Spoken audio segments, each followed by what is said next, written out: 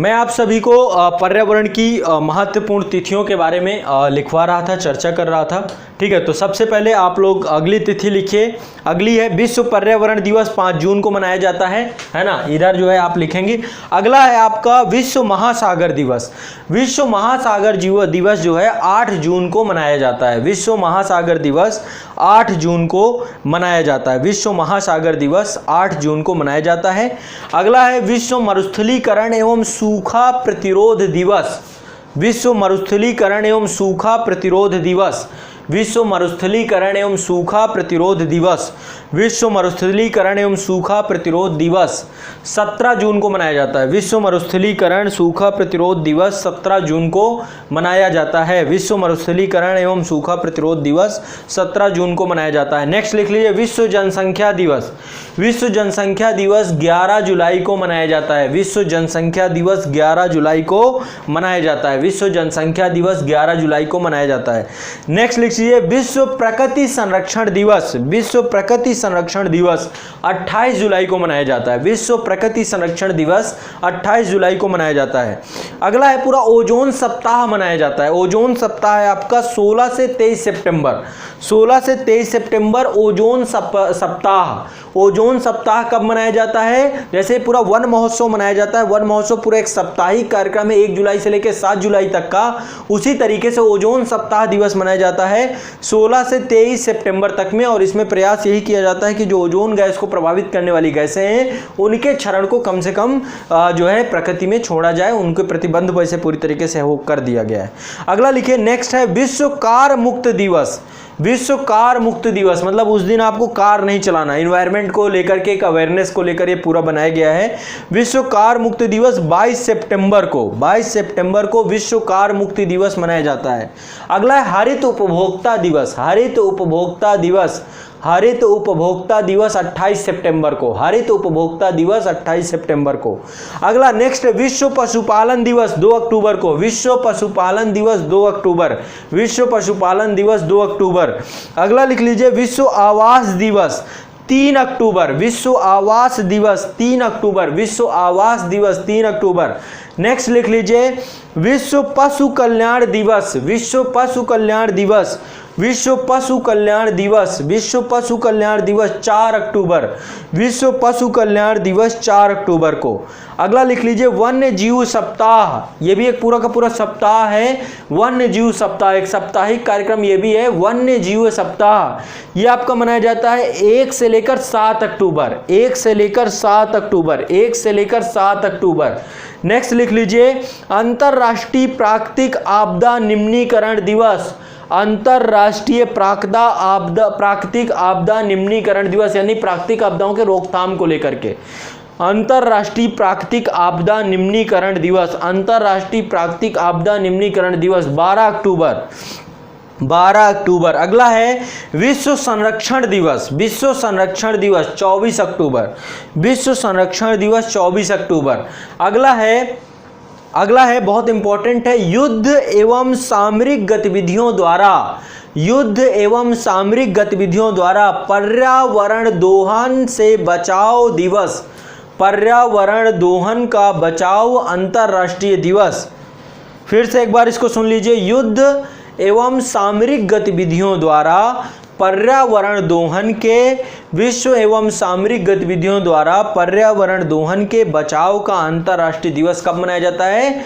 6 नवंबर को। विश्व एवं सामरिक गतिविधियों द्वारा पर्यावरण के दोहन के बचाव का अंतर्राष्ट्रीय दिवस 6 नवंबर को।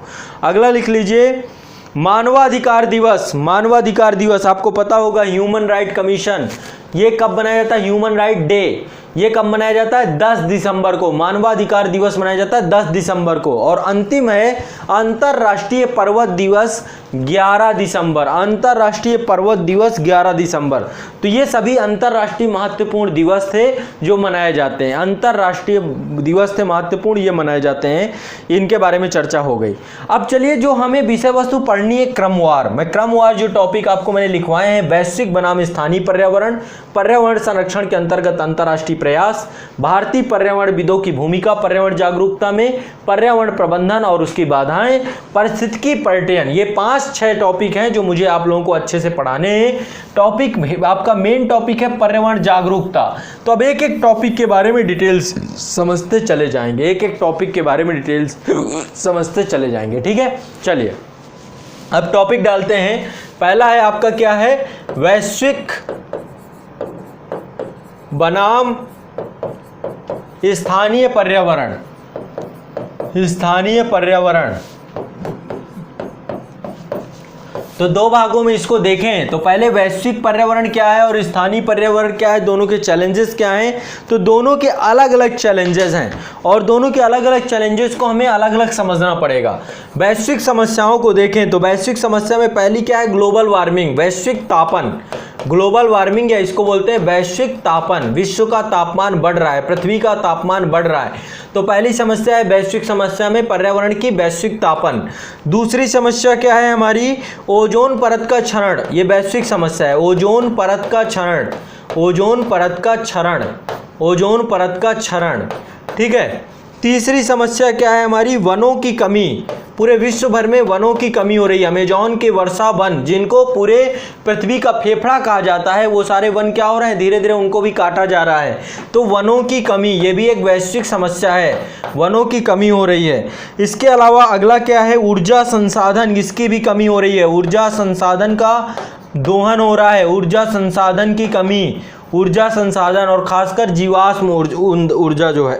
इसके अलावा और क्या हो सकता है, वैश्विक जैव विविधता की हानि, वैश्विक जैव विविधता की हानि। बहुत सारे जीव हैं जो विलुप्त होते जा रहे हैं। जैव विविधता की हानि, विविधता, तो अभी आप देखते हैं ना रेड डेटा बुक और ये सब बनाई गई है, विविधता की हानि। ठीक है, तो इस तरीके से ये बहुत सारे बड़े बड़े विषय हैं। और भी हो सकता है पर्यावरण प्रदूषण, वैश्विक स्तर पर पर्यावरण प्रदूषण, पर्यावरण प्रदूषण, कार्बन उत्सर्जन, कार्बन उत्सर्जन, कार्बन उत्सर्जन, ये सब वैश्विक स्तर की समस्याएं हैं, इनको सुलझाना बहुत जरूरी है। वैश्विक तापन ये एक बड़ी समस्या है जिसके बहुत सारे कारण हैं। ओजोन परत का क्षरण, वनों की कमी, ऊर्जा संसाधन, वैश्विक जैव विविधता का क्षरण या हानि। ठीक है, पर्यावरण प्रदूषण, वैश्विक स्तर पे पर्यावरण प्रदूषण, कार्बन उत्सर्जन, ये सारी महत्वपूर्ण। अब स्थानीय आपके आसपास क्या क्या समस्याएं हो रही हैं। पहली समस्या होती है क्षेत्र विशेष में खनन, खनन का कार्य, क्षेत्र विशेष में खनन, आपके आसपास क्षेत्र विशेष में खनन की समस्या हो सकती है और इससे भी पर्यावरण प्रदूषण, पर्यावरण, स्थानीय पर्यावरण प्रभावित हो सकता है। अगली समस्या क्या है, बहुत सारी बहुउद्देशीय परियोजनाएं बनाई जाती हैं, बहुउद्देशीय परियोजनाएं, इसके कारण भी पूरा का पूरा पर्यावरण बदलता है। बहुउद्देशीय परियोजनाएं देखा, टिहरी गढ़वाल परियोजना थी या फिर आपकी सरदार सरोवर परियोजना थी, नर्मदा बचाओ परियोजना थी। ऐसी विभिन्न परियोजनाएं बनाई गई जिन परियोजनाओं से हमने क्या किया, इन परियोजनाओं से भी बड़े स्तर पे, जब कहीं पर भी एक बहुउद्देशीय परियोजना विकसित की जाती है तो वहाँ पे बड़े स्तर का जल भराव होता है और वहाँ की स्थानीय आबादी और स्थानीय जैव विविधता प्रभावित होती है, पूरी तरीके से नष्ट हो जाती है और नए प्रकार का इकोसिस्टम डेवलप होता है। क्योंकि 10 से 15 किलोमीटर दायरे का पूरा क्षेत्र जो है जल ग्रहण के क्षेत्र में हो जाता है। तो ऐसी स्थिति पर भी ये भी आपका बहुत बड़ा स्थानीय मुद्दा बन के निकलता है। इसके अलावा और क्या हो सकता है, आपके आसपास कोई नदी है, झील है, उसमें प्रदूषण हो गया, नदी एवं झील प्रदूषण। ठीक है, ये भी आपका प्रदूषण के दायरे के अंतर्गत आएगा, नदी एवं झील प्रदूषण। इसके अलावा आपका मृदा क्षरण, मृदा क्षरण का मुद्दा है। ठीक है, मृदा क्षरण। इसके अलावा आपका अगला मामला क्या है, जल भराव, जल भराव का मुद्दा, जल भराव। अगला मामला क्या है, जल भराव के बाद अगला मामला है यहाँ पर मृदा अम्लता, मृदा अम्लता, अम्लता। ठीक है, मिट्टी जो है क्या हो रही है, अम्लीय होती जा रही है, मृदा अम्लता। इसके अलावा भूजल में आर्सेनिक प्रदूषण, जो भूमिगत जल है, भूमि जल दूषित होता जा रहा है, भूमिगत जल अब पीने योग्य नहीं रह गया है, तो भूमिगत जल में आर्सेनिक प्रदूषण, आर्सेनिक प्रदूषण, या नदी जलियों में भी आर्सेनिक और ये जो आपका लेड है इसकी मात्रा बढ़ती जाती है।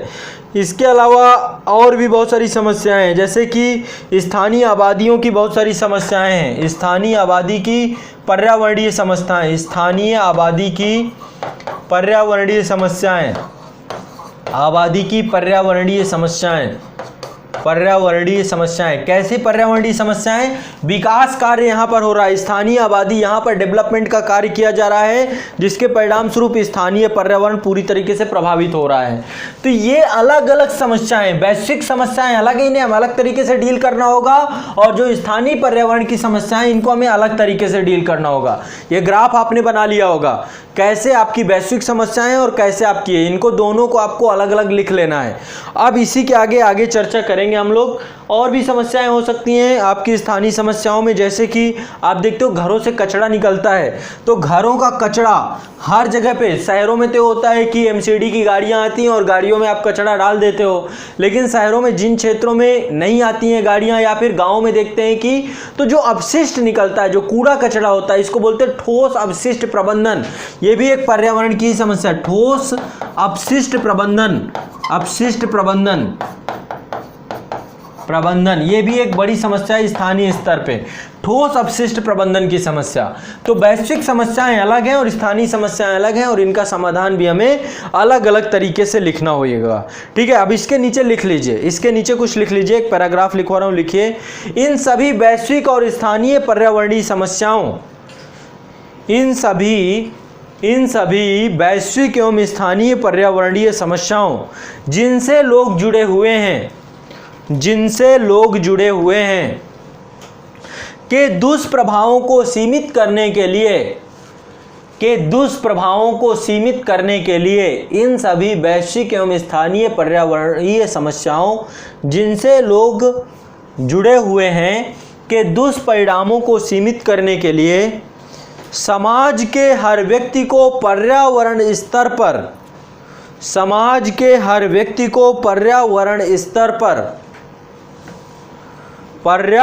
स्तर पर शिक्षित किया जाना व उसके अंदर जागरूकता लाना आवश्यक है। शिक्षित किया जाना या उसके अंदर जागरूकता लाना आवश्यक है। इन सभी वैश्विक एवं स्थानीय पर्यावरणीय समस्याओं जिससे लोग जुड़े हुए हैं के दुष्परिणामों को सीमित करने के लिए समाज के हर व्यक्ति को पर्यावरण स्तर पर शिक्षित किया जाना या उसके अंदर जागरूकता लाना बहुत आवश्यक है।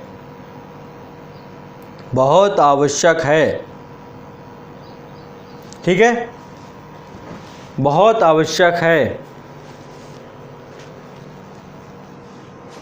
नेक्स्ट हेडिंग डालिए, पर्यावरण संरक्षण के अंतर्राष्ट्रीय प्रयास, इंटरनेशनल एफर्ट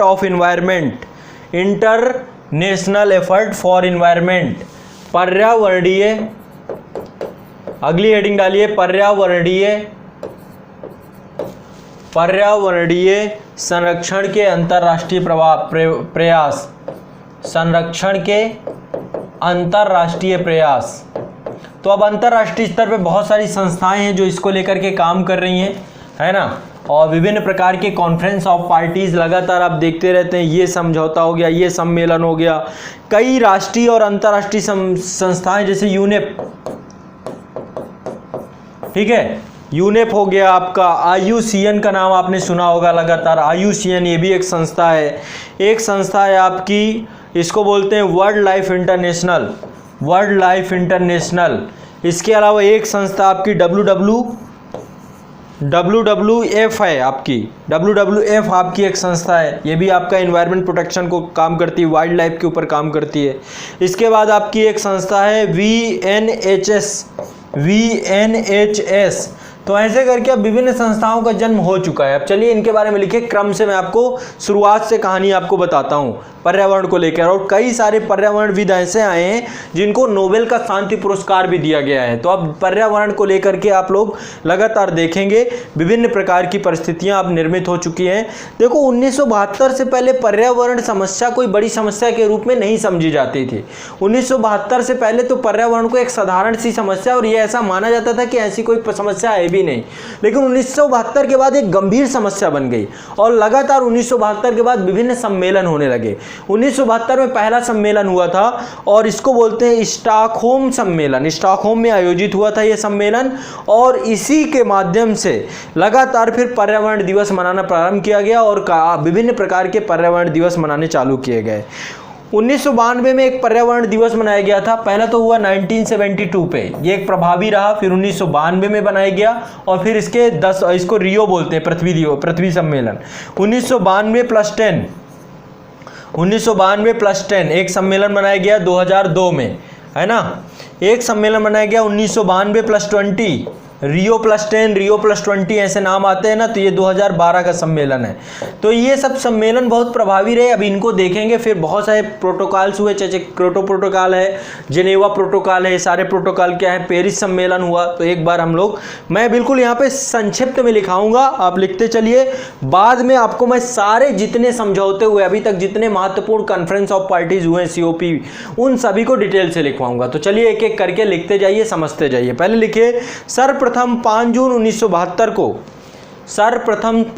1972 को आयोजित स्टॉकहोम सम्मेलन में, सर्वप्रथम 5 जून 1972 को आयोजित स्टॉकहोम सम्मेलन में पर्यावरणीय मुद्दे, पहली बार यहीं से बात आई कि भाई अब ऐसा इन्वायरमेंट में बहुत सारे परिवर्तन देखने को आ रहे हैं और ऐसी स्थिति में ओजोन क्षरण और ग्लोबल वार्मिंग 2 महत्वपूर्ण मुद्दे निकल के आए और इसके बाद ही फिर पूरा विश्व समुदाय इसको लेकर के एकजुट और इकट्ठा हुआ था। इस समय इंदिरा गांधी थी और इंदिरा गांधी इस सम्मेलन में भारत की प्रतिनिधि के तौर पर उपस्थित हुई थी। तो सर्वप्रथम 5 जून 1972 में आयोजित स्टॉकहोम सम्मेलन में पर्यावरणीय मुद्दे अंतर्राष्ट्रीय आकर्षण का केंद्र रहे। तब से यह दिवस विश्व पर्यावरण दिवस के रूप में मनाया जाता है। 5 जून को अब विश्व पर्यावरण दिवस मनाते हैं ना, तो ये इसी टाइम से चालू होता है। तब से यह दिवस विश्व पर्यावरण दिवस के रूप में मनाया जाता है। तदुपरांत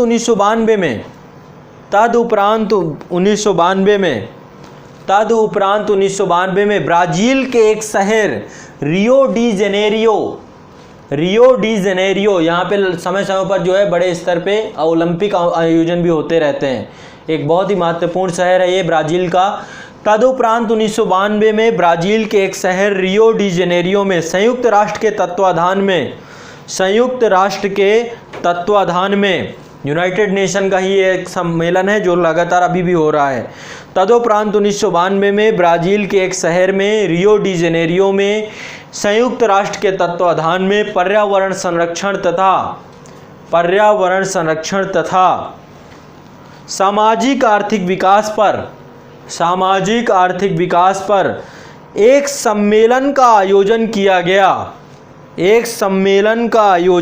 गया, जिसे पृथ्वी सम्मेलन के रूप में जाना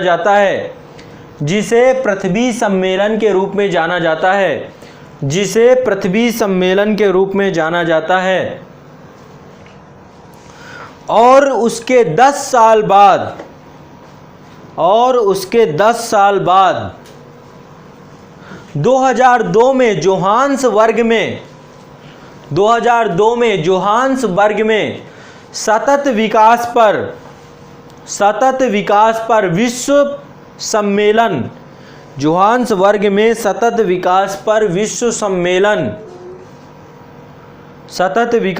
विश्व सम्मेलन आयोजित किया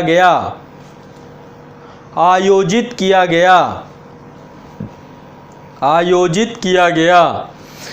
फिर 1992 के पृथ्वी सम्मेलन के ठीक 20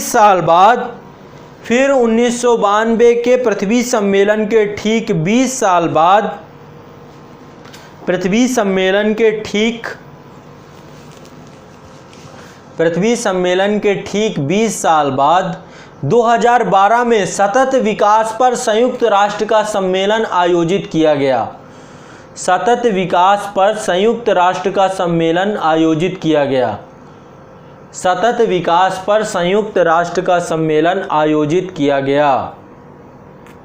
सतत विकास पर संयुक्त राष्ट्र का सम्मेलन आयोजित किया गया, जहां वैश्विक पर्यावरणीय समस्याओं तथा जहां वैश्विक पर्यावरणीय समस्याओं तथा सतत विकास के प्रमुख मुद्दों पर प्रकाश डाला गया। जहां वैश्विक पर्यावरणीय समस्याओं तथा सतत विकास के प्रमुख मुद्दों पर प्रकाश डाला गया। जहां वैश्विक पर्यावरणीय समस्याओं तथा सतत विकास के प्रमुख मुद्दों पर प्रकाश डाला गया। साथ ही विश्व भर की सामान्य जनता का ध्यान साथ ही विश्व भर की सामान्य जनता का ध्यान साथ ही विश्व भर की सामान्य जनता का ध्यान बिगड़ती पर्यावरणीय स्थितियों की ओर खींचा गया। बिगड़ती पर्यावरणीय स्थितियों की ओर खींचा गया। बिगड़ती पर्यावरणीय स्थितियों की ओर खींचा गया। बिगड़ती पर्यावरणीय स्थितियों की ओर खींचा गया। 2004 में एक केन्या की बहुत ही महत्वपूर्ण पर्यावरणविद थी जिनका नाम था बंगारी मथाई। 2004 में जो है, अभी मैं इसको लिखवाता हूँ, 2004 में एक पर्यावरणविद हैं, 2004 में एक पर्यावरणविद है जिनका नाम है बंगारी मथाई। बंगारी मथाई। इनको क्या दिया गया? शांति का नोबेल पुरस्कार दिया गया। अब चूंकि ये कि पर्यावरणविद थी और इनको नोबेल पुरस्कार दिया जाना, इसने विश्व पटल का ध्यान आकर्षित किया कि पर्यावरण के क्षेत्र को और पर्यावरण के लिए काम करने वाली विश्व की बंगारी मथाई केन्या से थी। तो इससे भी एक बहुत बड़ा जो है केन्या से थी और इससे भी एक बहुत बड़ा प्रभाव वैश्विक पटल पर पड़ना प्रारंभ हुआ। तो इसे भी लिखे 2004 में केन्या की पर्यावरणविद बंगारी मथाई को 2004 में केन्या की पर्यावरणविद बंगारी मथाई को नोबेल का शांति पुरस्कार से सम्मानित किया गया। नोबेल का शांति पुरस्कार से सम्मानित किया गया। तो ये क्या था? विश्व परिदृश्य के लिए एक बहुत बड़ी बात थी कि पर्यावरण के क्षेत्र में भी नोबेल दिया जा रहा है। इससे क्या होता है? लोग प्रोत्साहित होते हैं, लोगों को लगता है कि उन्हें भी इन्वायरमेंट के लिए कुछ करना चाहिए। तो फिर विश्व समुदाय इसके बाद लगातार 2007 में फिर नोबेल पुरस्कार मिला। लिखिए 2004 में केन्या की पर्यावरणविद बंगारी मथाई को नोबेल के शांति पुरस्कार से सम्मानित किया जाना एक ऐतिहासिक निर्णय के रूप में सामने आया। एक ऐतिहासिक निर्णय के रूप में सामने आया जिसने पर्यावरणीय संरक्षण और सुरक्षा के लिए पर्यावरण संरक्षण एवं सुरक्षा के लिए किए जा रहे प्रयासों और उनसे संबंधित मुद्दों पर वैश्विक चिंता प्रदर्शित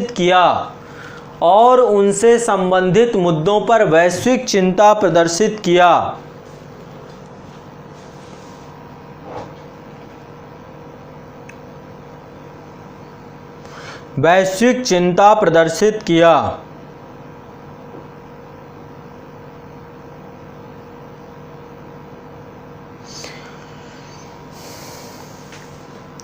इसके अतिरिक्त 2007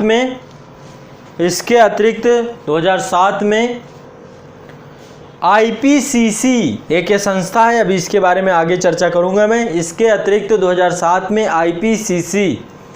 IPCC और अल गोरे, एक पर्सन है अल गोरे, IPCC और अल गोरे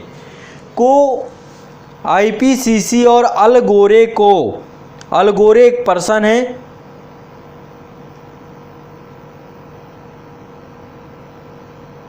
ठीक है, ये यूएस के अल गोरे जो महोदय हैं, यूएस के पूर्व उपराष्ट्रपति भी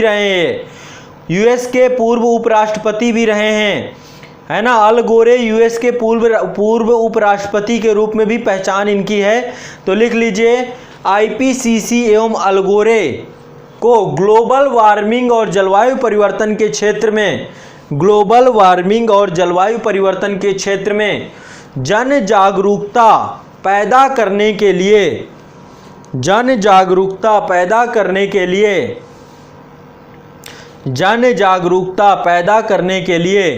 संयुक्त रूप से नोबेल शांति पुरस्कार से सम्मानित किया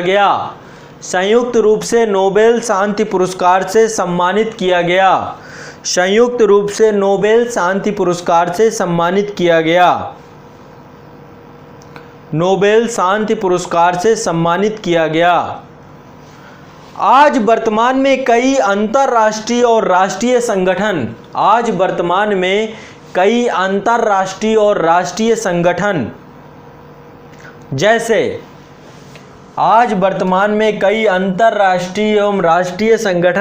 यूनेप,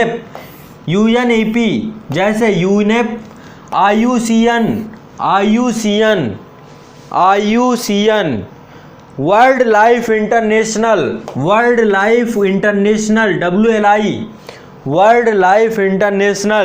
WWF, VNHS आदि सक्रिय रूप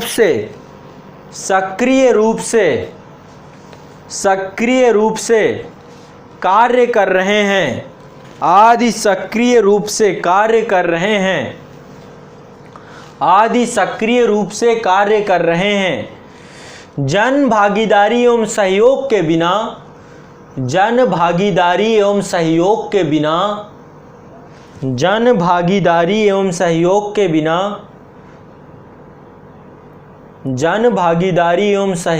बिना सतत विकास के लक्ष्य को प्राप्त करना किसी भी सरकार के लिए संभव नहीं है।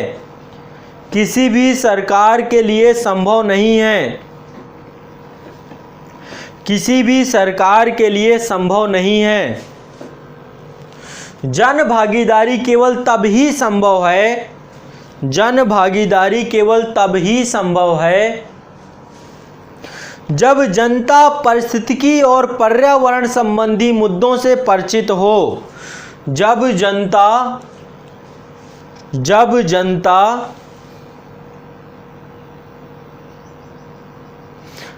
जनता पारिस्थितिकी और पर्यावरण संबंधी मुद्दों से परिचित हो और उसके प्रति सचेत हो।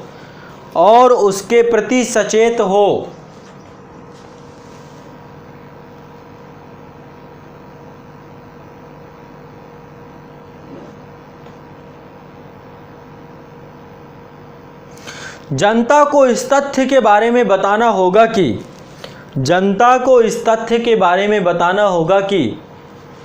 अपने पर्यावरण को नुकसान पहुंचाने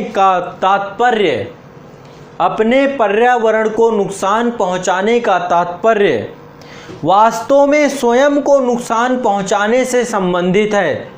अपने पर्यावरण को नुकसान पहुंचाने का तात्पर्य वास्तव में स्वयं को नुकसान पहुंचाने से संबंधित है। आप लोग करते हैं ना, जाते हैं तो कहीं भी बोतल फेंक देंगे, पॉलीथीन फेंक देंगे, कहीं पर आप जो है प्रदूषित जल को प्रदूषित कर देंगे, कहीं पर मिट्टी को प्रदूषित कर देंगे। आपको लगता है कि आपने कुछ नहीं किया, लेकिन वास्तव में देखा जाए तो हर चीज़ एक दूसरे से जुड़ी हुई है। और जब तक लोगों को ये बात नहीं समझ में आएगी कि पर्यावरण में जैसे कि हमारे जहरीली गैसों का उत्पादन विभिन्न तरीकों से किया जा रहा है, बहुत सारी फैक्ट्री हैं, कंपनी है, हमारी खुद की कार है, हमारी गाड़ी है। यदि हम उसको समय समय पर यदि इन चीज़ों को हम देखें ना, पॉल्यूशंस को लेकर के हम इतने अवेयर ना हो, तो बड़े स्तर पे आप ध्वनि प्रदूषण भी करते हैं, बड़े स्तर पर आप जो है मृदा प्रदूषण भी करते हैं, जल प्रदूषण भी करते हैं, वायु प्रदूषण भी करते हैं, और आपको लगता है आपने कुछ नहीं किया, आपने पर्यावरण के साथ कोई खिलवाड़ नहीं किया। वृक्षों का कटाव भी करते हैं। यदि घर बनाना है तो पता चला कि आपके जहाँ घर बना रहे हैं वहाँ पे कितने बड़ी संख्या में वृक्षों को काट दिया, तो उसकी जिम्मेदारी आप ही की है कि उसको लेकर कैसे पूर्ति करनी है, छत पूर्ति भी आप ही को करनी है। तो हर एक व्यक्ति को व्यक्तिगत स्तर पे ये सोच समझ होनी चाहिए कि यदि आप पर्यावरण के किसी भी अंग को प्रभावित करते हैं तो उससे आप स्वयं प्रभावित होंगे, आप खुद का नुकसान करेंगे। जब तक ये सोच नहीं होगी तब तक हम पर्यावरण को इसी तरीके से काटते रहेंगे, तोड़ते रहेंगे, पीटते रहेंगे। हम कोई भी यहाँ पर पर्यावरण के साथ किसी भी तरीके से हम न्याय नहीं कर पाएंगे। आगे लिखिए, आगे लिख लिए। मैंने यही चीज़ आपको लिखवाई ना कि जब हम पर्यावरण को नुकसान पहुंचाते हैं तो इसका तात्पर्य क्या है कि वास्तव में हम स्वयं को नुकसान पहुंचा रहे हैं, है ना। आगे लिखिए, पॉलीथीन पर प्रतिबंध लगाने, पॉलीथीन पर अभी देखा ना, सरकार ने पॉलीथीन पर प्रतिबंध लगा दिया, लेकिन अभी आप लोग अभी भी नहीं मानते हैं, अभी भी जाते हैं घर से थैला लेकर नहीं जाते, अभी भी लोग जाते हैं सिर्फ और सिर्फ पॉलीथीन मांगते हैं, नहीं होता सामान नहीं खरीदते हैं। तो ये आपकी दूसरी सोच है। आपको लगता है कि आप सरकार कहाँ तक करेगी जब तक आप सहयोग नहीं करेंगे। जब आप किसी का सामान नहीं करेंगे वो ब्लैक में कहीं से पॉलीथीन लेकर आएगा। आपको तो करना चाहिए कि आपको पॉलीथीन लेना ही नहीं चाहिए, आपको पॉलीथीन वापस कर देना चाहिए कि नहीं नहीं पॉलीथीन मत दो। झोला लेकर, एक थैला लेकर चलने की आदत, स्वच्छ भारत अभियान की आदत। घर के आसपास आप देखते हो ना, घर के अंदर तो बहुत साफ रखते हो, लेकिन घर से बाहर जो गंदगी होती, गली होती है, वहीं पे कूड़ा फेंकते हो। बाहर एक बना लेते हो, वहीं पे कूड़ा जमा कराते रहते हो, डंप कराते रहते हो। तो गली सफाई को लेकर आपकी कोई जिम्मेदारी नहीं है। गली में एक कूड़ादान नहीं रख सकते हो। कहाँ कूड़ादान रखना है? बस ये दूषित मानसिकता है जो आपके अंदर है। तो पॉलीथीन पर प्रतिबंध लगाने के लिए, पॉलीथीन पर प्रतिबंध लगाने के लिए चलाए जा रहे सरकारी अभियान की असफलता का मूल कारण, पॉलीथीन पर प्रतिबंध लगाने के लिए चलाए जा रहे सरकारी अभियान की असफलता का मूल कारण जन भागीदारी का अभाव ही है। जन भागीदारी का अभाव ही है। जन भागीदारी का अभाव ही है। सर्वप्रथम लोगों को यह जानना होगा, सर्वप्रथम लोगों को यह जानना होगा कि पॉलीथीन कचरा फैलाकर, सर्वप्रथम लोगों को यह जानना होगा कि पॉलीथीन कचरा फैलाकर, पॉलीथीन कचरा फैलाकर हम ना केवल पर्यावरण को नुकसान पहुंचाते, हम ना केवल पर्यावरण को नुकसान पहुंचाते बल्कि अपने और अपने परिवार के स्वास्थ्य के लिए गंभीर खतरा उत्पन्न करते हैं। अपने एवं अपने परिवार के स्वास्थ्य के लिए, अपने और अपने परिवार के स्वास्थ्य के लिए गंभीर खतरा उत्पन्न करते हैं। अब यहाँ पे कुछ पॉइंट लिखवा रहा हूँ मैं, बिंदुवार कुछ पॉइंट लिखवा रहा हूँ, लिखते चले जाओ। पर्यावरण जागरूकता क्यों आवश्यक है, यहाँ पर एक एक पॉइंट लिखवाता जाऊंगा, आप पॉइंट बाय पॉइंट लिख लीजिएगा, ठीक है। पहला पॉइंट लिखिए, पहला पॉइंट लिखिए, पर्यावरण सभी के लिए है, पर्यावरण सभी के लिए है एवं पर्यावरण संरक्षण योजनाओं के सफल कार्यान्वयन के लिए जनता की भागीदारी आवश्यक है। पर्यावरण सभी के लिए है एवं पर्यावरण संरक्षण योजनाओं के सफल कार्यान्वयन के लिए जनता की भागीदारी आवश्यक है। पर्यावरण सभी के लिए है एवं पर्यावरण संरक्षण योजनाओं के सफल कार्यान्वयन के लिए जनता की भागीदारी आवश्यक है। जनता की भागीदारी आवश्यक है, पहला पॉइंट ये। दूसरा पॉइंट लिखिए, दूसरा पॉइंट लिखिए, तकनीकी रूप से विकासशील समाज में रहने के कारण, तकनीकी रूप से विकासशील समाज में रहने के कारण, तकनीकी रूप से विकासशील समाज में रहने के कारण हमारी जीवन शैली और व्यवहार स्वकेंद्रित हो गए हैं। यानी केवल हमें अपना ध्यान है, बाकी दूसरे से कोई मतलब नहीं है। तकनीकी रूप से, जैसे मोबाइल आ गया, मोबाइल ने आपको स्वकेंद्रित कर दिया, आत्मनिर्भर बना दिया। मोबाइल से आप हर चीज़ खुद से, किसी और से नहीं कहना पड़ता, हर चीज़ आप जो है स्वयं यहाँ पे क्लिक किए, भोजन खाना आ गया, होटल से स्विगी और जोमेटो कर लिया। तो अब कई मामलों में आप खुद आत्मनिर्भर हो चुके हैं, दूसरों से आपकी आत्मनिर्भरता खत्म होती जा रही है। तो जब दूसरों से हमारी आत्मनिर्भरता खत्म होती है तो दूसरों के प्रति जिम्मेदारी भी खत्म हो जाती है, और जब दूसरों के प्रति जिम्मेदारी खत्म होती है तो एक ऐसा दृष्टिकोण होता है जो कि समाज के लिए सबसे नकारात्मक भाव रखता है। तो इसको भी हमें ध्यान में रखना होगा। तो ये लिखवा रहा हूं, तकनीकी रूप से विकासशील समाज में रहने के कारण हमारी जीवन शैली और व्यवहार स्वकेंद्रित हो गए हैं। हमारी जीवन शैली एवं व्यवहार स्वकेंद्रित हो गए हैं।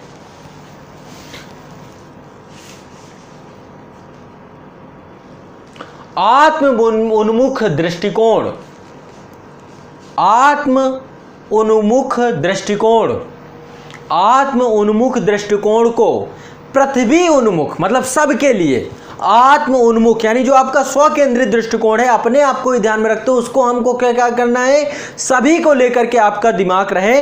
तो आत्म उन्मुख दृष्टिकोण को पृथ्वी उन्मुख, पृथ्वी का मतलब पूरे जितने पृथ्वी के निवासी हैं, पृथ्वी उन्मुख दृष्टिकोण व आधुनिक समाज की मानसिकता व आधुनिक समाज की मानसिकता को बदलने के लिए, आधुनिक समाज की मानसिकता को बदलने के लिए मूलभूत पर्यावरण शिक्षा की आवश्यकता है। मूलभूत पर्यावरण शिक्षा की आवश्यकता है। मूलभूत पर्यावरण शिक्षा की आवश्यकता है। अगला पॉइंट, तो जन जागरूकता, पर्यावरण जागरूकता क्यों आवश्यक है, उसका ये दूसरा पॉइंट था। तीसरा पॉइंट लिखिए, पर्यावरण प्रदूषण के स्वास्थ्य पर दुष्प्रभाव तथा, पर्यावरण प्रदूषण के स्वास्थ्य पर दुष्प्रभाव तथा स्वच्छ एवं स्वस्थ वातावरण में रहने के, स्वच्छ व स्वस्थ वातावरण में रहने के जनमानस के अधिकारों के संदर्भ में, जनमानस के अधिकारों के संदर्भ में जन जागरूकता बढ़ाने की आवश्यकता है। जन जागरूकता बढ़ाने की आवश्यकता है। जन जागरूकता बढ़ाने की आवश्यकता है। जन जागरूकता बढ़ाने की आवश्यकता है।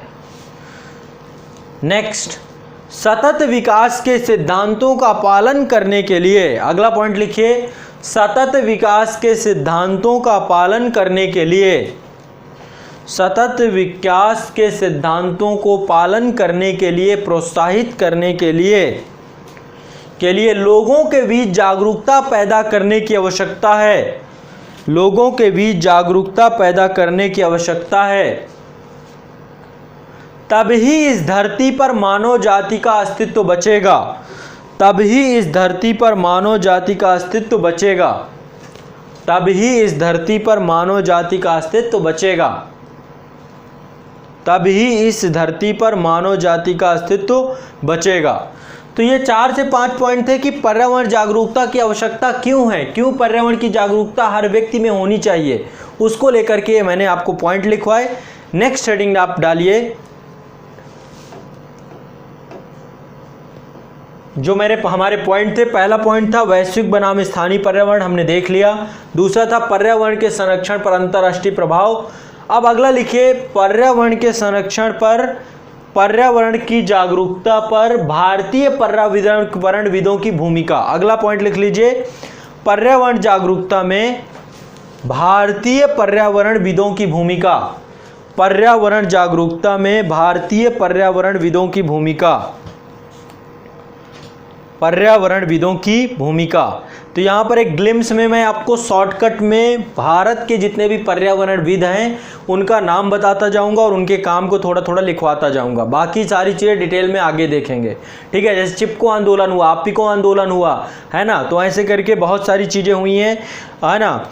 तो इन सभी को हम लोग देखते जाएंगे। टिहरी बचाओ आंदोलन हुआ, सरदार सरोवर बांध को लेकर के आंदोलन किया गया, गेंडे, बाघ और हाथियों के संरक्षण को लेकर के फॉरेस्ट मैन से जुड़े हुए बातें जितनी भी हैं, पक्षी विज्ञानियों के बारे में यहाँ पर बातें हैं, पहली सिटीजन रिपोर्ट का प्रकाशन जो हुआ, तो कौन कौन है इनके बारे में भी लिखते जाएंगे। तो लिखिए, पर्यावरणीय जागरूकता में, पर्यावरण हेडिंग है, पर्यावरण जागरूकता में भारतीय पर्यावरणविदों की भूमिका। लिखिए, इसमें लिखना शुरू करिए। लिखिए, इसमें कई सारे जाने माने नाम हैं, जैसे कि मैंने कुछ नाम आपको पहले भी बताए थे। एक थे जस्टिस कुलदीप सिंह, किस लिए जाने जाते थे, इनको ग्रीन जज कहते हैं। जस्टिस कुलदीप सिंह के कारण ही आज जो आप इन्वायरमेंट पढ़ रहे हैं ये इन्हीं की देन है। इन्होंने ही सभी पाठ्यक्रमों में इन्वायरमेंट को कंपलसरी कर दिया। जितने भी एकेडमिक स्तर या फिर एकेडमिक के अलावा जितने भी आपके कॉम्पिटिटिव एग्जाम हैं, इन सभी पे पर्यावरण शिक्षा को अनिवार्य बनाने का काम किसने किया, जस्टिस कुलदीप सिंह ने किया। इसलिए इन्हें ग्रीन जज कहा जाता है। और इसको लेकर PIL दायर किसने की थी, एडवोकेट श्री महेश चंद्र मेहता। इन्हें ग्रीन वकील कहा जाता है या ग्रीन एडवोकेट कहा जाता है। तो पहले इन्हीं के बारे में लिखेंगे। लिखिए, हमारे देश में पर्यावरण के जागरूकता बढ़ाने के संदर्भ में, हमारे देश में पर्यावरण के प्रति जागरूकता बढ़ाने के संदर्भ में अनेक प्रयास किए गए। हमारे देश में पर्यावरण, यस ठीक है, हमारे देश में पर्यावरण के प्रति जागरूकता बढ़ाने के संदर्भ में, हमारे देश में पर्यावरण के प्रति जागरूकता बढ़ाने के संदर्भ में अनेक प्रयास किए जा रहे हैं। अनेक प्रयास किए जा रहे हैं। और पर्यावरण से संबंधित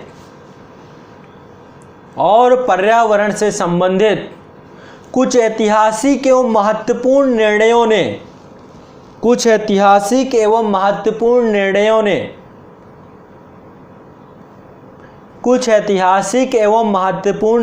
ने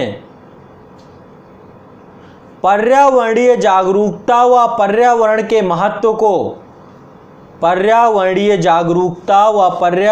महत्व को आम जनता तक पहुंचाया है।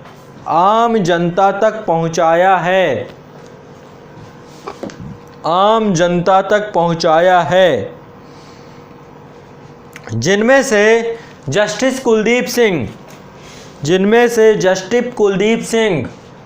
एवं एडवोकेट श्री महेश चंद्र मेहता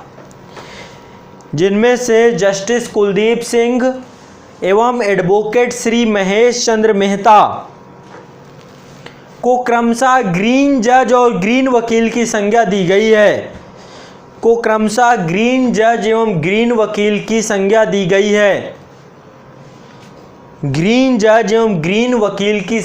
गई है। 1991 में, इसके बारे में थोड़ा सा लिख लीजिए क्यों इनको ग्रीन जज और ग्रीन वकील कहा जाता है। 1991 में माननीय सर्वोच्च न्यायालय ने सभी पाठ्यक्रमों को पर्यावरण उन्मुख बनाने के दिशा में निर्देश जारी किए। सभी पाठ्यक्रमों को पर्यावरण उन्मुख बनाने की दिशा में निर्देश जारी किए। वास्तव में यह निर्देश उस जनहित याचिका के पक्ष में दिया गया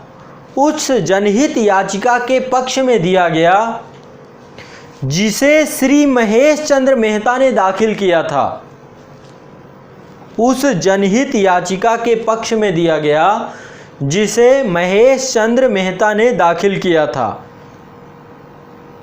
जिस पर सुनवाई करते हुए सर्वोच्च न्यायालय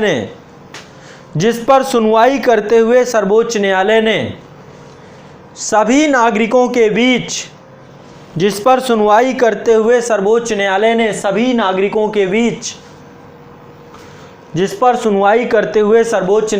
सभी नागरिकों के बीच जागरूकता पैदा करने के लिए जनादेश दिया। इस निर्णय के आधार पर पर्यावरण अध्ययन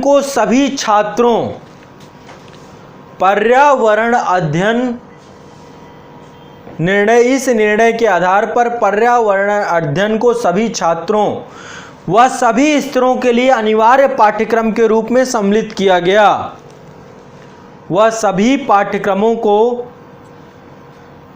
पर्यावरण अध्ययन को सभी छात्रों व सभी स्तरों के लिए अनिवार्य पाठ्यक्रम के रूप में सम्मिलित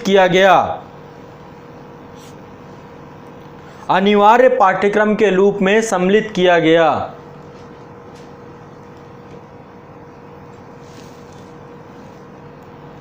वर्तमान समय में कुछ ऐसे भी पर्यावरणविद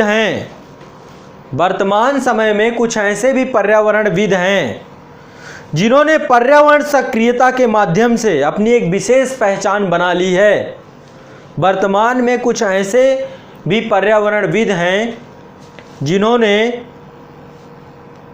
पर्यावरण सक्रियता के माध्यम से अपनी एक विशेष पहचान बना ली है।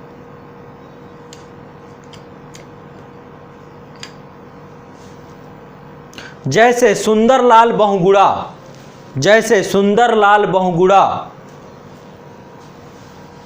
जो चिपको आंदोलन और टिहरी बचाओ आंदोलन के लिए जाने जाते हैं। जैसे सुंदरलाल बहुगुणा जो चिपको आंदोलन और टिहरी बचाओ आंदोलन के लिए जाने जाते हैं। श्रीमती मेधा पाटेकर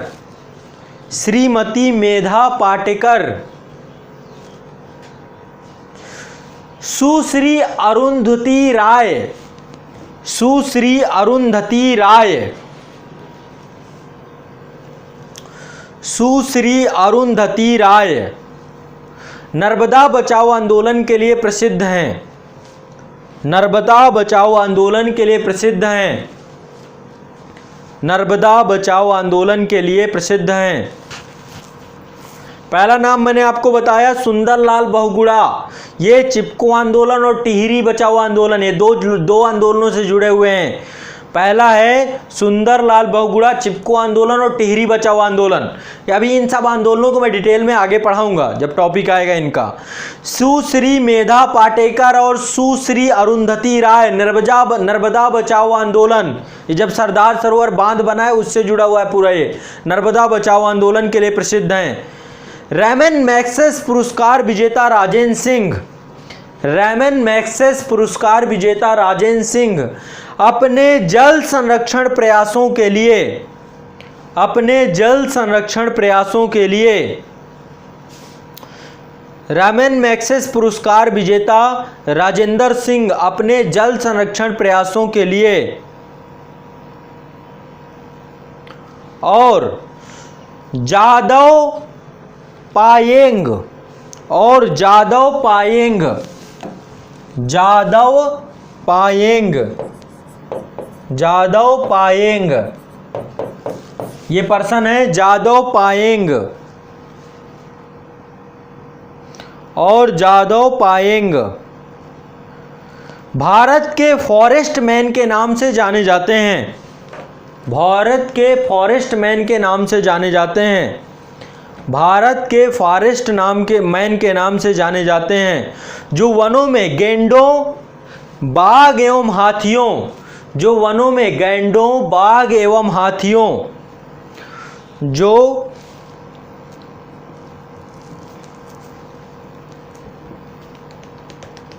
भारत में फॉरेस्ट मैन के नाम से जाने जाते हैं, जो वनों में गैंडों, बाघ एवं हाथियों के संरक्षण से संबंधित हैं। एक और नाम सलीम अली का है, एक और नाम सलीम अली का है जो प्रसिद्ध पक्षी विज्ञानी हैं, एक और नाम सलीम अली का है जो प्रसिद्ध पक्षी विज्ञानी हैं।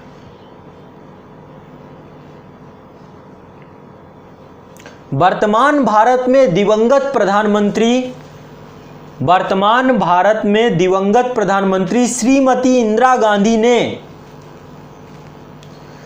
वर्तमान में दिवंगत प्रधानमंत्री, वर्तमान भारत में दिवंगत प्रधानमंत्री श्रीमती इंदिरा गांधी ने पर्यावरण संरक्षण की अवधारणा को महत्वपूर्ण मानते हुए, पर्यावरण संरक्षण की अवधारणा को महत्वपूर्ण मानते हुए इसे भारतीय संविधान की, इसे भारतीय संविधान के मूल कर्तव्यों की सूची में सम्मिलित करवाया,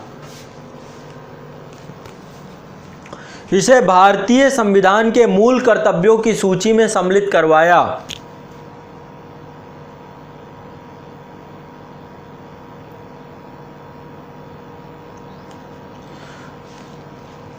की सूची में सम्मिलित करवाया।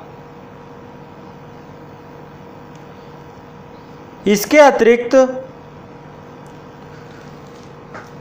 कर्नाटक के अप्पिको आंदोलन, कर्नाटक में एक आंदोलन चला था अप्पिको आंदोलन, चिपको आंदोलन के तर्ज पे ही था। चिपको आंदोलन ये वन कटाव को लेकर है, इसमें लोगों को वृक्षों के साथ जो है इन्होंने अपने आप को, यदि वृक्ष को काटना है तो लोगों ने वृक्षों को पकड़ करके उसको काफ़ी समय तक इस आंदोलन को चलाया गया था। चिपको आंदोलन आपको चलाया गया था उत्तर प्रदेश में, जो उत्तराखंड सरकार है वहाँ पर जंगलों को काटने का ठेका दिया गया था और 1973 में आंदोलन चलाया गया था। तो इसमें एक ये जो पूरा का पूरा विरोध किया था, एक दसौली ग्राम स्वराज्य मंडल था, चमोली जिले का पूरा मामला है और सुंदरलाल बहुगुणा ने किया था, है ना। और महिलाओं ने महत्वपूर्ण भूमिका निभाई थी, पौधों को पकड़ करके, पेड़ों को पकड़ करके खड़े थे कि यदि आप इनको खत्म करेंगे तो इसके साथ साथ हमें भी खत्म कर दीजिए। तो चिपको आंदोलन था। इसी तर्ज पे अप्पिको आंदोलन चलाया गया था आपका कहां पे, कर्नाटक में। अप्पिको आंदोलन से जुड़े हुए थे, इनका नाम था याडूरंग हेगड़े। तो लिख लीजिए, कर्नाटक में चलाया गया अप्पिको आंदोलन के याडूरंग हेगड़े, ये 1993 में हुआ था। ऐसे ही हुआ था जैसे चिपको हुआ था, वहां अप्पिको हुआ था। है ना। कन्नड़ भाषा में चिपको को ही अप्पिको कहते हैं। चिपको मतलब पेड़ों से चिपक गए लोग, है ना, चिपको आंदोलन, वैसे ही अप्पिको बोलते हैं वहाँ पर, ठीक है। तो पेड़ों से चिपक कर उनको काटने की रक्षा की जाती है। चिपको और अप्पिको दो आंदोलन दोनों सेम है। तो यांडुरंग हेगड़े। इसके अतिरिक्त पश्चिमी घाट बचाओ आंदोलन, पश्चिमी घाट बचाओ आंदोलन, ठीक है, पश्चिमी घाट बचाओ आंदोलन, इसमें पद यात्रा हुई थी और महाराष्ट्र, गोवा, कर्नाटक, तमिलनाडु और केरल से हजारों लोगों ने पद यात्रा की थी। 1300 किलोमीटर की लंबी पदयात्रा और सभाएं और संगोष्ठियां की थी और पश्चिमी घाट बचाओ आंदोलन हुआ था। कर्नाटक आंदोलन, कर्नाटक आंदोलन, कर्नाटक में बड़े स्तर पर जंगलों का कटाव हो रहा था, तो उस दौरान ये पूरा का पूरा आंदोलन चलाया गया था। 80,000 हेक्टेयर का पूरा जंगल साफ किया जाना था, उसके विरोध में पूरा आंदोलन चला था। कर्नाटक आंदोलन। शांत घाटी बचाओ आंदोलन, शांत घाटी आपकी केरल में पड़ती है, साइलेंट वैली। शांत घाटी बचाओ आंदोलन। कैगा अभियान, कैगा अभियान चलाया गया था जब कर्नाटक में पड़ता है कैगा, तो वहां पे नाभिकीय संयंत्र लगाया जाना था, उसके विरोध में चलाया गया था यह आंदोलन। 1984 का आंदोलन है कैगा अभियान, कैगा अभियान। जल बचाओ जीव बचाओ आंदोलन, जल बचाओ जीव बचाओ आंदोलन। टिहरी बांध विरोधी अभियान, टिहरी बांध विरोधी अभियान। दून घाटी में खनन का विरोध, दून घाटी में खनन का विरोध। मिट्टी बचाओ अभियान, मिट्टी बचाओ अभियान इत्यादि आंदोलन समय समय पर, इत्यादि आंदोलन समय समय पर, इत्यादि आंदोलन समय समय पर विभिन्न स्वयंसेवी संस्थाओं एवं विभिन्न स्वयंसेवी संस्थाओं एवं विभिन्न स्वयंसेवी संस्थाओं एवं विभिन्न व्यक्तियों के द्वारा संचालित किए जाने से पर्यावरण के प्रति जन जागरूकता, पर्यावरण के प्रति जन जागरूकता समय समय पर बृहद स्तर पर की जाती रही है या की जा रही है। इसके अतिरिक्त सरकारी प्रयासों के माध्यम से भी, इसके अतिरिक्त सरकारी प्रयासों, सरकार की बहुत सारी योजनाएं हैं पर्यावरण संरक्षण को लेकर के, इसके अतिरिक्त सरकारी प्रयासों के माध्यम से भी, सरकारी प्रयासों के माध्यम से भी, इसके अतिरिक्त सरकारी प्रयासों के माध्यम से भी, सरकारी प्रयासों के माध्यम से भी इसके अतिरिक्त सरकारी प्रयासों के माध्यम से भी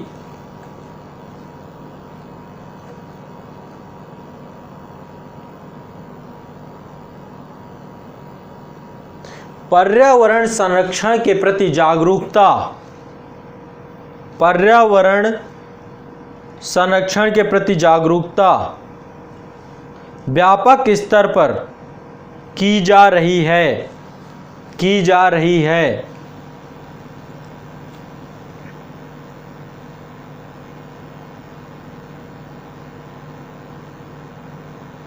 ठीक है, नेक्स्ट हेडिंग डालिए पर्यावरण प्रबंधन। नेक्स्ट हेडिंग है आपकी पर्यावरण प्रबंधन क्यों आवश्यक है ना, पर्यावरण प्रबंधन की आवश्यकता। पहली हेडिंग है पर्यावरण प्रबंधन की आवश्यकता। 4 पॉइंट लिखवाऊंगा इसमें, फिर आगे है पर्यावरण प्रबंधन की बाधाएं। पर्यावरण प्रबंधन 2 चीजें लिखनी है, पहली है आवश्यकता और दूसरा है बाधाएं। पर्यावरण प्रबंधन को लेकर बाधाएं क्या हैं, बाधाएं क्या हैं, आवश्यकता क्या है। तो लिख लीजिए पर्यावरण प्रबंधन को लेकर के पहला लिखिए, पहला पॉइंट पर्यावरण, पहले लिखिए आवश्यकता वाला। पर्यावरण प्रबंधन की आवश्यकता क्या है, पर्यावरण प्रबंधन की आवश्यकता क्या है। सबसे पहले लिखिए पर्यावरण या प्राकृतिक संसाधन सीमित हैं, पर्यावरण या प्राकृतिक संसाधन सीमित है, इसलिए इसका प्रबंधन करना है। दूसरा, पर्यावरण एक प्राकृतिक उपहार है। पर्यावरण एक प्राकृतिक उपहार है, इसलिए यह सार्वजनिक संपत्ति है। इसलिए यह सार्वजनिक संपत्ति है। इसलिए यह सार्वजनिक संपत्ति है। अगला पॉइंट लिख लीजिए। मानवजन्य कारणों से, मानवजन्य या मानवजनित कारणों से पर्यावरणीय गिरावट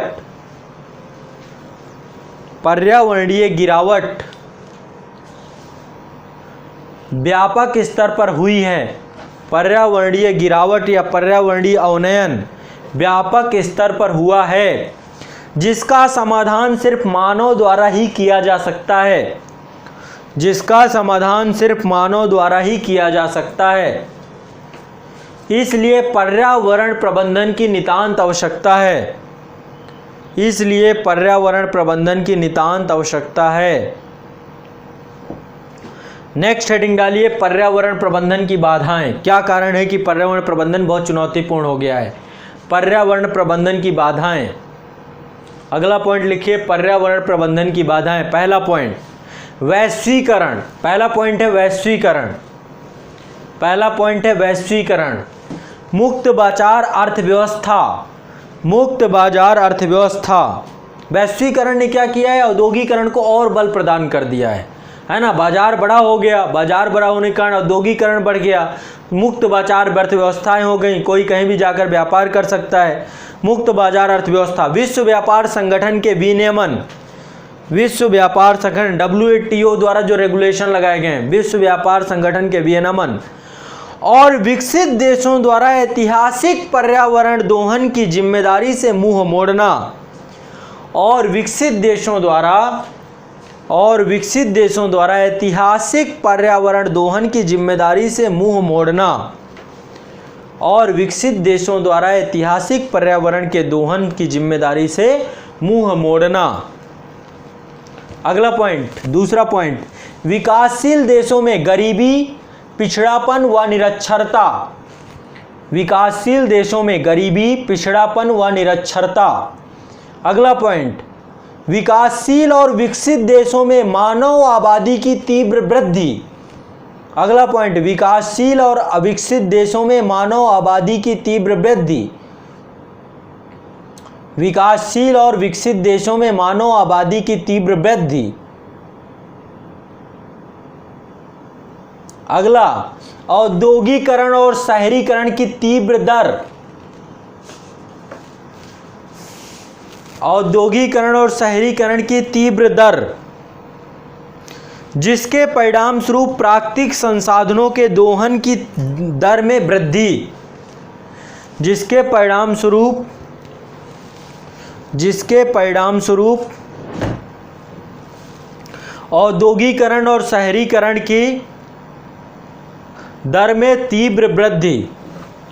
अगला पॉइंट, सामाजिक मूल्यों व सामाजिक दृष्टिकोणों में तेजी से बदलाव। सामाजिक मूल्यों और सामाजिक दृष्टिकोणों में तेजी से बदलाव। एक नई पॉलिसी आपने देखी होगी, यूज एंड थ्रो, प्रयोग करो और फेंको, प्रयोग करो और फेंको। तो ये क्या यहाँ फेंक रहा हो? पर्यावरण में ही तो फेंक रहे हो। अब धीरे धीरे यूज एंड थ्रो की पॉलिसी आ गई है। ई कचरा बढ़ता जा रहा है, पर्यावरण पोल्यूशन, तो विभिन्न प्रकार की चुनौतियां सामने आई हैं पर्यावरण प्रबंधन में। तो लिख लीजिए इसको, सामाजिक मूल्यों और दृष्टिकोणों में तेजी से बदलाव, यूज एंड थ्रो की पॉलिसी। खराब प्रशासन। अगला पॉइंट, पर्यावरणीय कानूनों और विनियमों को लागू करने में सीमाएं। पर्यावरणीय कानूनों और विनियमों को लागू करने की में सीमाएं। अगला पॉइंट, सांस्कृतिक एवं धार्मिक रुकावटें। सांस्कृतिक एवं धार्मिक रुकावटें। सांस्कृतिक एवं धार्मिक रुकावटें। सांस्कृतिक एवं धार्मिक रुकावटें। ये जो है आपका पूरा का पूरा पर्यावरण प्रबंधन की बाधाओं के अंतर्गत ये पॉइंट आते हैं। ठीक है, ये आपके पॉइंट आपकी पर्यावरण की बाधाएं थी। पर्यावरण की आवश्यकता क्यों है ये मैंने आपको बता दिया है। तो अब इन दोनों के बीच में कॉन्फ्लिक्ट है, इसको लेकर ही सामंजस्य बैठाना है। आगे चल के इन्हीं टॉपिक को पढ़ेंगे। अगला पॉइंट लिख लीजिए आप। अगला पॉइंट देखिए, पर्यावरण प्रबंधन के दो दृष्टिकोण हैं, ये दोनों दृष्टिकोण भी लिख लीजिए। अब खत्म करिए इस टॉपिक को पूरा। पर्यावरण प्रबंधन अब किया कैसे जाता है, तो पर्यावरण प्रबंधन को लेकर दो दृष्टिकोण है। दो तरीके से पर्यावरण प्रबंधन किया जा सकता है। पहला है आदेश नियंत्रण का दृष्टिकोण। पहला हो सकता है कि सरकार के द्वारा बड़े आदेश दे सकते हैं, ठीक है। लिख लीजिए पर्यावरण प्रबंधन के दृष्टिकोण, ये लिख लीजिए, हेडिंग डालिए पर्यावरण प्रबंधन के दृष्टिकोण। तो दो दृष्टिकोण है। पहला दृष्टिकोण क्या है, आदेश और नियंत्रण का दृष्टिकोण। आदेश और नियंत्रण का दृष्टिकोण, नियंत्रण का दृष्टिकोण। एक दृष्टिकोण तो हो सकता है कि सारा काम सरकार करे, आदेश और नियंत्रण का दृष्टिकोण आपका एक ये हो सकता है, और इसके तहत सरकार की एक व्यापक भूमिका देखी जा सकती है, ठीक है। तो एक दृष्टिकोण आपका ये है। दूसरा दृष्टिकोण हो सकता है जन सहभागिता का दृष्टिकोण। इसको बोलते हैं सहभागिता का दृष्टिकोण। सहभागिता, सब मिलकर के एक साथ काम करें, ये बड़े स्तर पे काम करता है, लेकिन इसकी भी जरूरत पड़ती है। तो पहला दृष्टिकोण है आपका आदेश और नियंत्रण का दृष्टिकोण। इसको एक और शब्द बोलते हैं शीर्ष से निम्न का दृष्टिकोण भी इसे कहा जाता है। शीर्ष से निम्न का दृष्टिकोण, ऊपर से नीचे आदेश दिए जाते हैं और इस माध्यम से हम पर्यावरण प्रबंधन कर सकते हैं। एक तरीका तो ये हो सकता है। दूसरा हो सकता है सहभागिता दृष्टिकोण, जिसको हम क्या कहते हैं, सहभागिता दृष्टिकोण, जिसको हम क्या कहते हैं, विकेंद्रीकृत दृष्टिकोण। इसमें हम क्या करते हैं, पूरे देश के सभी नागरिकों से क्या करते हैं, पर्यावरण प्रबंधन के लिए पूरे देश के नागरिकों को हम अवेयर करने का प्रयास करते हैं। तो दोनों दृष्टिकोणों को हमें चलाना पड़ता है। विकेंद्रीकरण का दृष्टिकोण, ठीक है, डिसेंट्रलाइज कर देते हैं। जैसे कि आपने देखा स्वच्छ भारत अभियान, स्वच्छ भारत अभियान जो रहा आपका किससे जुड़ा हुआ है, जन सहभागिता से जुड़ा हुआ है। पॉलीथीन प्रतिबंधन का काम किसने करवाया, शीर्ष से निम्न। तो कभी आदेश और नियंत्रण का दृष्टिकोण प्रयोग किया जाता है, कभी सहभागिता का दृष्टिकोण किया जाता है, तभी पर्यावरण प्रबंधन होता है। इन दोनों दृष्टिकोणों के तहत पर्यावरण प्रबंधन को किया जाता है। तो इसके तहत सरकार विभिन्न एनजीओ से बात करती है, एनजीओ से भागीदारी करती है, विभिन्न प्रकार की विशेषज्ञ समितियां बनाती है, जनता से सीधे संवाद करती है, जनता को एक पूरा का पूरा सोशल, इसको कहते हैं हम सोशल एक्शन, सामाजिक क्रिया करती है जनता के साथ मिल करके। और बेटी बचाओ, जैसे बेटी बचाओ, ये बेटी पढ़ाओ, ये एक अभियान था, लोगों के दिमाग में एक पूरे मामले को भर दिया गया। ऐसे ही पर्यावरण संरक्षण में स्वच्छ भारत अभियान दिया गया। तो पर्यावरण संरक्षण को लेकर के सरकार के द्वारा सहभागिता दृष्टिकोण का भी प्रयोग किया जाता है और आदेश और नियंत्रण का प्रयोग भी किया जाता है, ठीक है। तो ये रहा पर्यावरण प्रबंधन। अब एक हेडिंग डाल लीजिए, पारिस्थितिकी पर्यटन। इस टॉपिक को मैं कल कराऊंगा। हेडिंग डाल लीजिए पारिस्थितिकी पर्यटन। नेक्स्ट हेडिंग क्या है, पारिस्थितिकी पर्यटन, इको टूरिज्म। ये क्या है, इसको हम देखेंगे। अब इसमें कई सारी चीज़ें, इको टूरिज्म के क्या लाभ हैं, क्या बाधाएं हैं, कैसे होना चाहिए, नहीं होना चाहिए, तो अगले टॉपिक में मैं ये आप लोगों को पढ़ाऊंगा। आज जो है, आज के लिए इतना ही रखते हैं। अब आप लोग इसको पढ़िएगा, रिवाइज करिएगा। बुक मैंने आपको एक बताई थी परीक्षावाड़ी की, वो बुक भी लगातार करते जाइएगा। मैं चाहता हूँ कि इन्वायरमेंट की क्लास के साथ वो भी खत्म हो जाए, ठीक है। तो चलिए फिर मिलते हैं कल। यदि आप लोगों के कोई किसी के प्रश्न हो तो आप लोग प्रश्न पूछ सकते हैं मुझसे, और फिर इसके बाद में सेशन को समाप्त करूँगा। अभी आपको कुछ समझ में